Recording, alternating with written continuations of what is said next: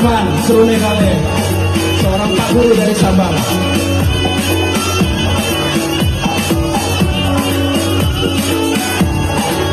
Mari jaga kebersihan, jangan buang sampah sembarangan.